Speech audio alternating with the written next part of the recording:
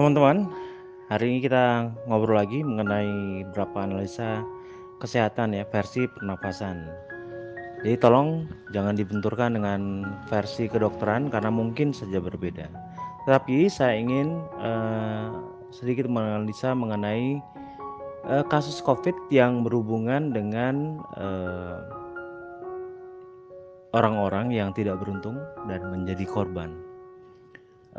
Terutama para lansia, orang-orang yang mengalami komorbid atau penyakit tambahan yang biasanya tidak jauh dari penyakit degeneratif, yaitu penyakit gula, diabetes, jantung, kardiovaskuler, dan segala sesuatu yang berhubungan dengan penyakit-penyakit seperti itu, terutama pneumonia, yaitu sakit paru-paru.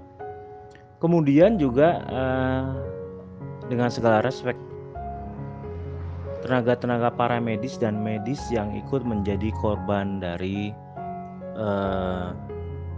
virus ini. Lalu pertanyaannya, apa yang ingin saya jelaskan? Jadi begini, ini mungkin ada beberapa hal yang kelihatannya menjadi cikal bakal atau asal mula dari penyakit ini masuk dalam tubuh kita dan kemudian menyerang dengan masif. Satu, karena gula. Saya tidak ingin menyalahkan gula, tapi itulah faktanya. Kalau saya melihat bahwa orang-orang yang menjadi korban yang positif corona memang sebagian besar adalah lansia. Lansia itu berhubungan dengan daya tahan tubuh. Daya tahan tubuh berarti berhubungan dengan pH. Karena biasanya yang saya perhatikan selama beberapa tahun ini, semakin gemuk seseorang, semakin tua seseorang, makanya pH-nya semakin buruk. Yang saya lihat seperti itu ya.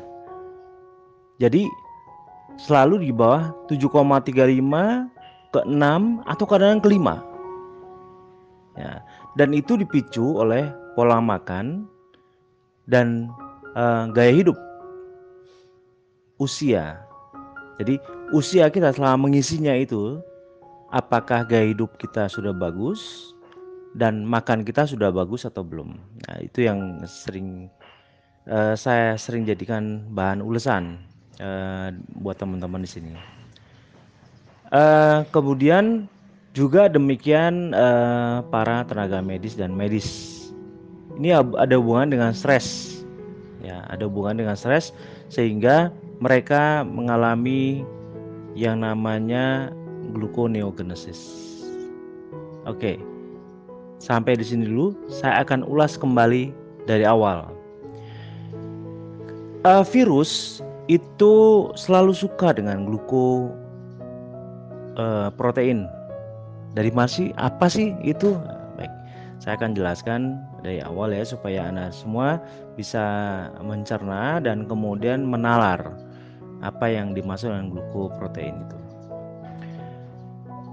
Virus itu memang terbentuk dari rangkaian protein yang kemudian dia tidak bisa berkembang biak, tapi dia bisa mereplikasi. Dia bisa membuat dia makin banyak dengan cara membajak sel tubuh kita dan kemudian mengerjakan sel tubuh kita itu mengerjakan apa yang dia mau. Itu yang saya maksud dengan membajak. Nah, virus kenapa masuk ke tubuh kita? Karena tubuh kita ada yang dia cari. Sumber hidup dia. Apa itu? Glukoprotein. Glukoprotein dalam istilah medis dikenal dengan nama lain glycosylation.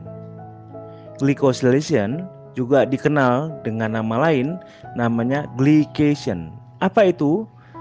Pencampuran antara protein dan glukosa.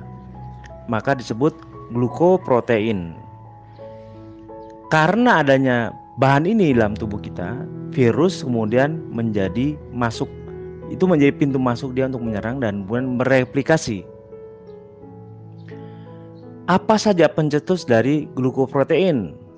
Pertama adalah glukosa, gula. Terus dari mana gula itu bisa dapat? Dari karbohidrat. dari karbohidrat yang kita makan. Jadi kalau gitu kita harus menghindari karbohidrat? Oh tidak juga. Ini bisa ditangkis kalau kita punya layer pertama pH yang tinggi. Walaupun Anda memakan karbohidrat, kalau pH-nya tinggi, virus tidak akan masuk. Karena pH yang tinggi menjaga Anda, teman-teman semuanya, supaya selalu fit. Sekali lagi, kekebalan tubuh kita akan berlangsung dengan sangat sempurna dan baik sekali kalau andai kata pH bisa di atas 7,35. Walaupun kita hanya syaratkan 7,35 ya, tapi apabila lebih dari itu sedikit, kita akan sehat. Semua sel tubuh kita akan bekerja dengan sangat sempurna. Oke, kembali ke glukoprotein. Glukoprotein ini yang banyak. Kalau Anda kata pH teman-teman semua rendah, ya sama saja Anda sedang menyiapkan gudang yang penuh dengan makanan tapi tidak ada penjaganya. Itu terjadi pada orang-orang yang mengalami komorbid, orang-orang yang mengalami sakit, atau orang-orang yang lanjut usia. Pada kasus komorbid, orang yang terkena diabetes, dia sudah pasti gulanya banyak, maka glukoproteinnya akan banyak. Karena glukoprotein adalah ikatan senyawa antara gula dan protein. Nah, itu menjadi bahan bakar utama untuk masuknya virus dan berkembang biak dan bereplikasi. Ya, jadi kalau andai kata Anda pemakan gula, Anda gemuk, Anda lanjut usia, maka itulah yang disebut penyakit komorbid, penyakit penyerta yang membuat seseorang menjadi lebih mudah untuk dimasuki virus. Hati-hati dengan gula, hati-hati dengan karbohidrat yang Anda makan. Tapi hati-hati dengan kekebalan tubuh Anda dari pH yang selama ini diabaikan. Ya, oke, lanjut sekarang dengan para medis dan medis yang menjadi korban, ikut tertular.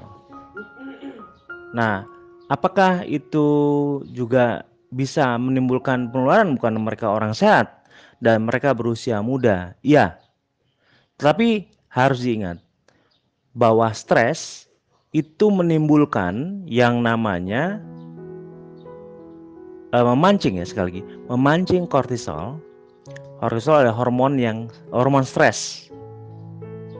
Kalau orang tertekan, kalau orang takut, kalau orang sedang lelah, kalau orang sedang pusing dan banyak tugas yang harus dilakukan, maka akan memancing hormon stres. Hormon stres itu hormon kortisol.